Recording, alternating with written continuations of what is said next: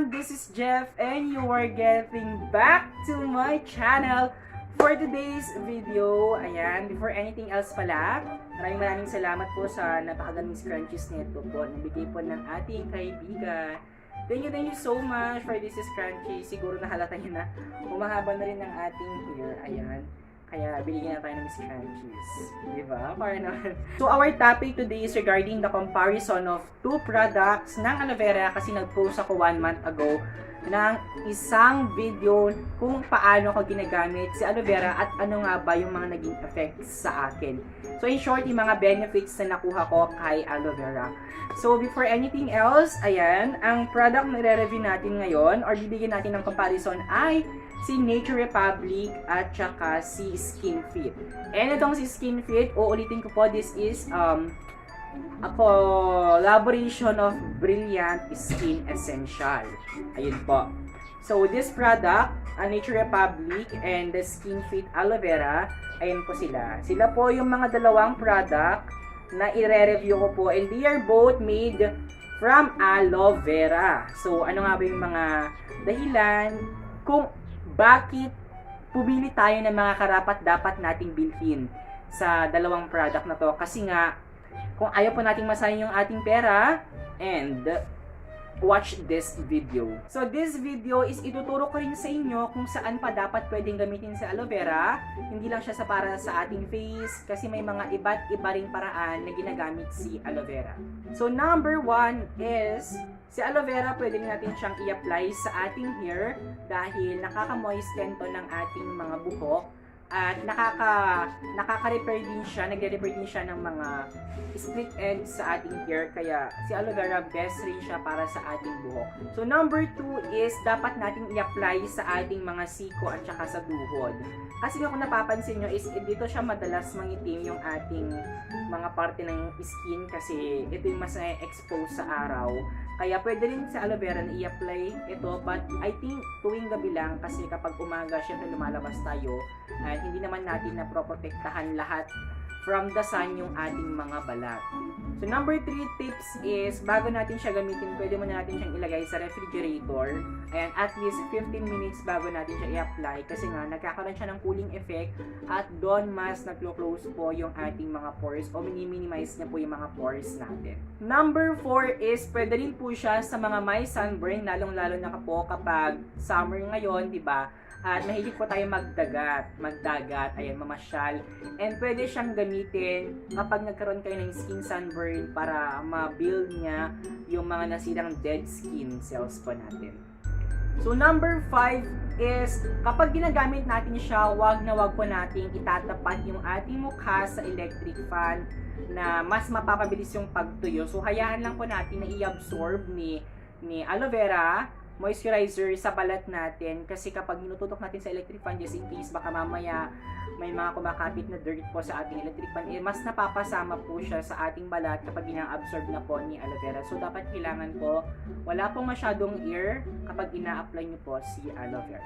So let's proceed to the main part of this video, the comparison kung sino nga ba talaga ang mas better na bilhin sa kanila. Though they are both good quality na products of vitamin C na aloe vera. At ito lang pala ating may vitamin C si Skinfit, and si Nature Republic doesn't have any vitamin C.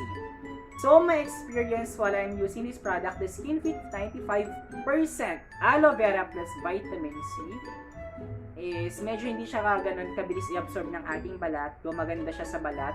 Sa skin kapag nagigising ka na sa umaga kasi parang ang fresh mo talaga sobra. Kaya kapag sinasabayan mo pa ito ng mga other product, ng serum, ganon. So this is also a paraben and alcohol free kaya okay naman siya, safe siyang gamitin. Okay, let's proceed to the next aloe vera which is itong si Nature Republic. Ayan. Wala siyang vitamin C and this is 92% soothing gels, soothing and moisturizing. So ito yung main role ni Nature Republic, i-moisten yung skin mo and at the same time i-moisturize niya. So nung una kong ginamit si Nature Republic, ayan, nagkaroon na ng skin sunburn kasi naligo kami and sobrang hapde.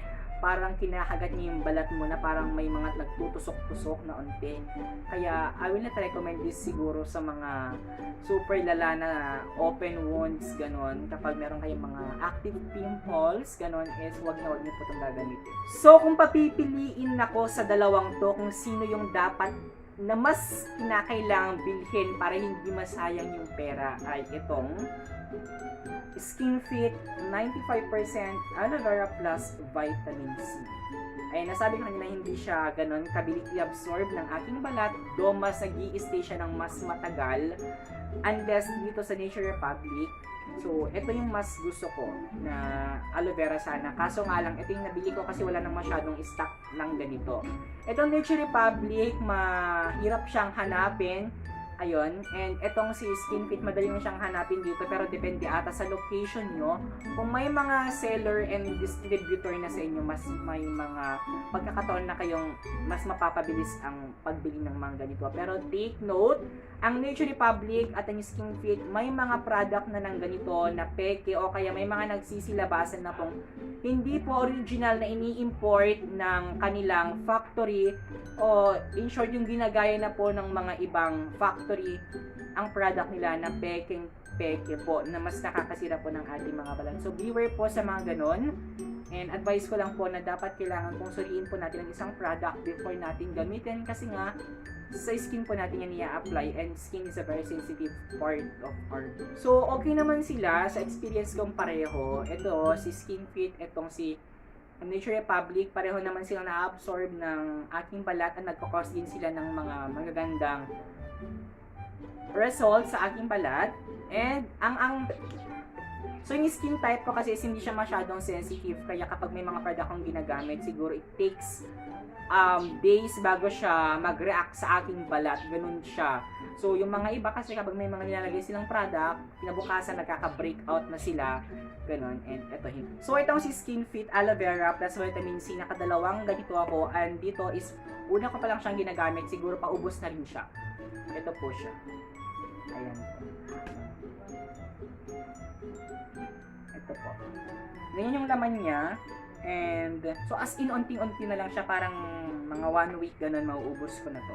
Okay, pagdating naman po sa mga price is ito, nakuha ko siya ng 125 pesos kasi sale siya mismo doon sa Nature Republic na ano nila sa Shopee store nila, and si Skinfit is 245 pesos. So nabili ko siya sa 245 kasi dito sa amin, and ito 195 kasi sale siya.